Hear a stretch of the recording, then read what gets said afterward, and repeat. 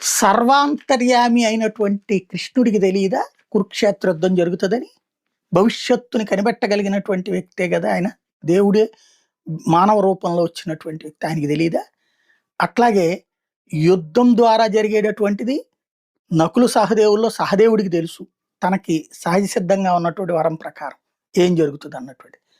అట్లాగే ఎవరైతే ఆ కౌరవుల్లో ఉన్నటువంటి కొంతమందికి తెలుసు, భీష్ముడికి తెలియదా ఏం జరుగుతుంది అనేది? అందరికీ తెలిసిన రాయబార ఘట్టం అనేటటువంటిది ప్రపంచం కోసం చేశారు. కృష్ణుడు రాయబారానికి వెళ్ళి, వాళ్ళు మంచోళ్ళు, పాండవులు 5గురే ఉన్నారు ఫ్రమ్ ద బిగినింగ్, మీరిద్దరూ అన్నదమ్ములు మంచోళ్ళయ్యా, ఒకళ్ళకొకళ్ళు ఇచ్చిపుచ్చుకోవాలి, సగరాజ్యం ఇవ్వండి, ఒకవేళ అట్ట కాదంటారా ఒక 5 ఊళ్ళన్నా ఇవ్వమని అడుగుతున్నాడు ధర్మరాజు అని చెప్పి, కౌరవులు రాక్షసులు, పాండవులు మంచోళ్ళు అని